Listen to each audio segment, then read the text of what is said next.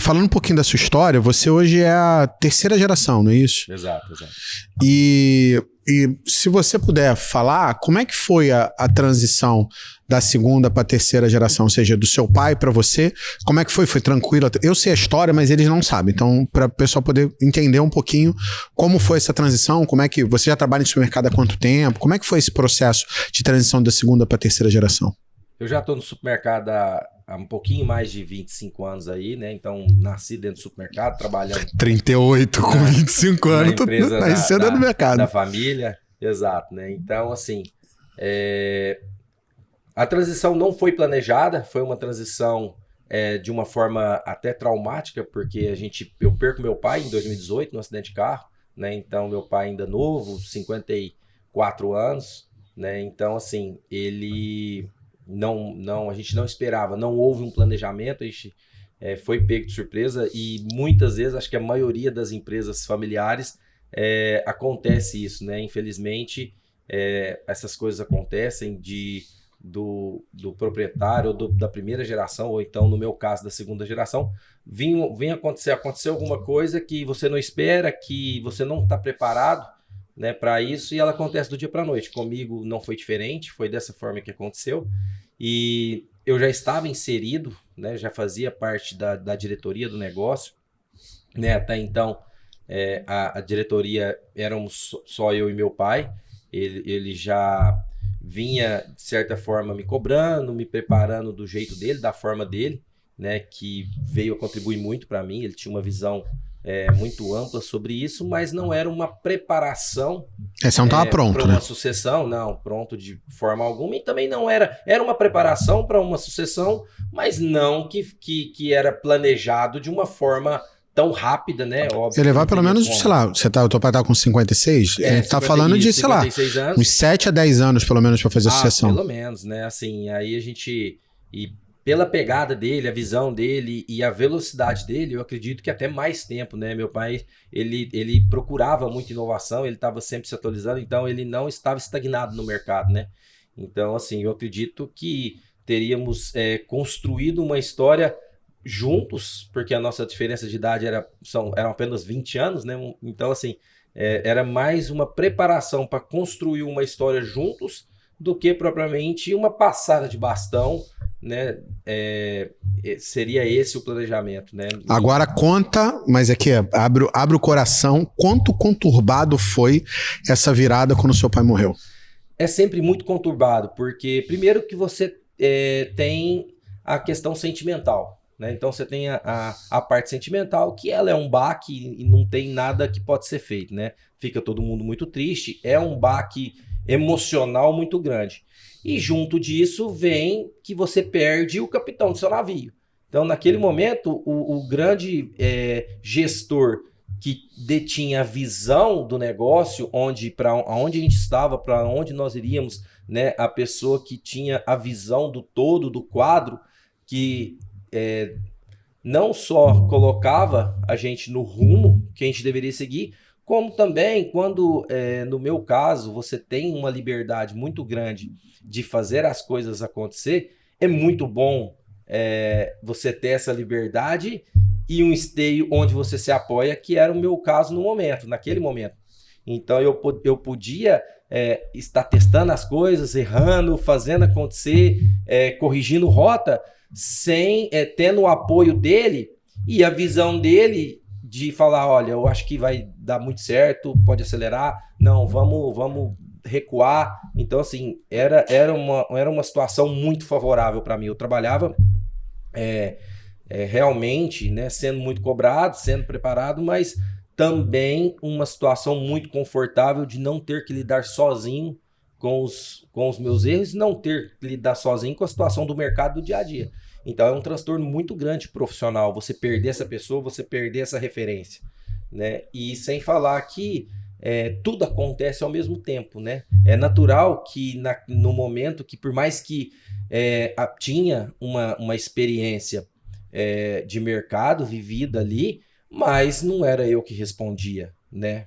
Você teve que assumir do dia para noite. Tive que assumir do dia para noite. E aí é muito normal que haja uma desconfiança de você com você mesmo, há uma desconfiança no lado familiar, naquele lado de assim, nossa, e agora? Será que realmente ele vai dar conta? vai dar conta? Será que ele realmente está preparado?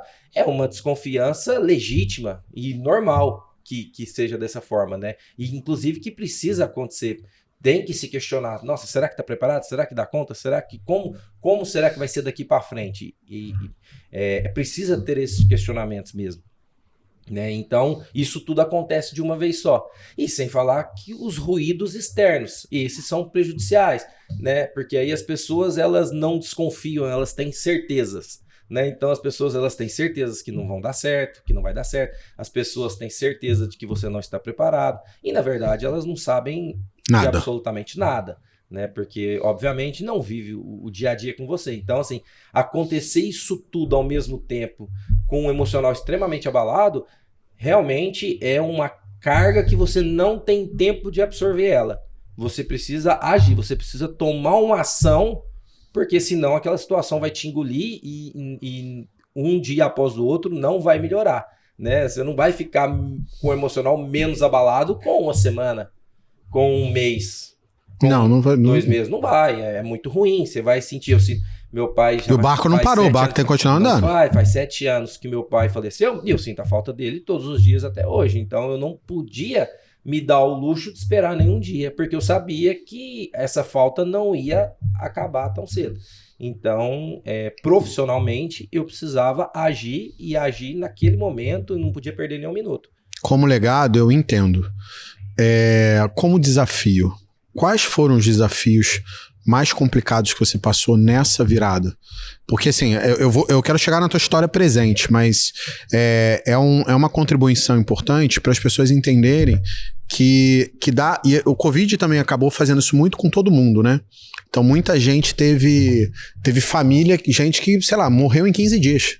E as pessoas tiveram que lidar com aquilo, com o mercado, e muitas vezes era o patriarca, era a pessoa que estava tocando, e aí teve que ter que pegar aquilo ali andando. Então, quais foram os desafios que você teve, quais dicas você daria ali para a pessoa que está nesse momento de virada, de chave, está nesse momento de virada de uma geração para outra, de passar o bastão? Porque você teve que fazer na porrada, mas você aprendeu um monte de coisa porque você foi lá e teve que fazer, né? Sim.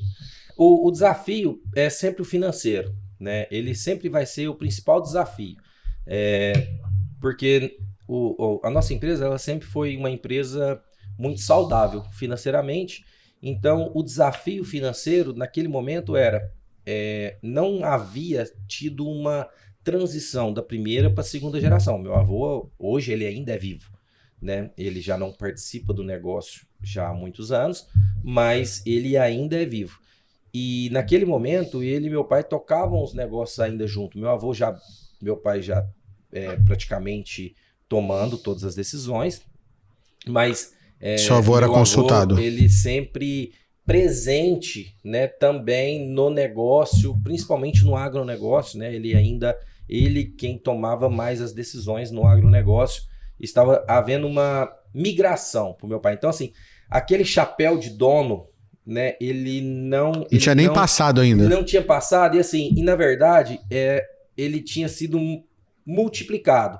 Então, meu avô ainda detinha aquele chapéu de dono e meu pai estava herdando aquele chapéu de dono. Então, no momento que vem para mim, eu sabia que não funcionaria esse modelo comigo. Por que não funcionaria? Porque foi uma vida de construção do negócio, porque meu pai começou desde os 10, os 12, 13 anos junto com meu avô, né? Que é uma história parecida comigo, com ele, mas em outros tempos, em outra velocidade. E então eles construíram uma história juntos. Então era normal que esse chapéu tivesse ali sendo compartilhado entre os dois. Quando essa situação cai no meu colo, eu sabia que isso não funcionaria para mim por um motivo financeiro. Por quê? Porque meu pai, ele detinha a autoridade de patriarca da família. Entre ser aquela pessoa que fala sim e que fala não, e em que momento as coisas vão acontecer. Né? Ele que designava os recursos da forma com que ele achava que E todo mundo acatava. Que seria distribuições melhor, ou não. Precisar de um dinheiro para fazer alguma coisa. Exatamente. Não era um negócio profissional, era um negócio ali familiar com uma autoridade patriarcal. Ok? Então, meu pai ele assumiu esse chapéu não só de dono da empresa, como patriarca da família. E até por uma questão de idade também, eu sabia que isso não funcionaria, porque tem outra geração, né? Então eu tenho uma tia da segunda geração, eu tenho um primo que é filho do meu tio Bernabé Filho, que faleceu em 95, né? Já há muitos anos, né? E eu tenho meus irmãos. E aí o que acontece? Eu sabia que... Era quantas pessoas debaixo dessa... Vamos falar que são 3 famílias, né? A família do meu pai, a da minha tia. E que quantos filhos tem debaixo disso? E debaixo do meu pai nós somos em 4. Né? Então, assim, é muita família. E aí eu entendi que não funcionaria eu fazer dessa forma. E aí o primeiro desafio é sempre o financeiro. Equalizar o ponto de partida. Né? E nesse ponto eu sempre fui muito feliz, porque minha família sempre entendeu que esse também era o melhor caminho, porque a partir do momento que eu não chego com uma autoridade para impor, você tem que chegar de outro jeito. E a gente chega com uma proposta de trabalho e proposta de crescimento da empresa e proposta de resultado, isso fez toda a diferença. Primeiro que deu uma segurança muito grande para todo mundo, né? E naquele momento, mesmo que ainda era tudo ainda não dava para medir, era tudo ainda muito volátil, né? Não tinha assim, a coisa não estava segura.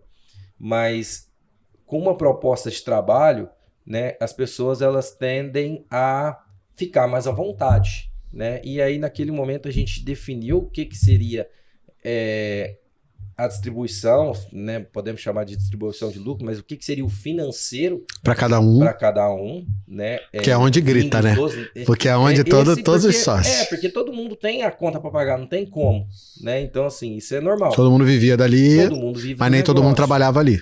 E nem todo mundo trabalha no negócio. E aí a gente separa isso, né? Então a gente tem ali uma remuneração vinda do resultado do negócio e a remuneração pertinente ao cargo que cada um ocupasse na empresa, né? E aí a gente começa essa história, né, pautada mais numa proposta de negócio, numa proposta de trabalho e não propriamente uma herança de um patriarcado que eu entendi que naquele momento ele não poderia dar prosseguimento, que a gente não seria feliz na nossa caminhada se a gente tivesse partido por esse caminho.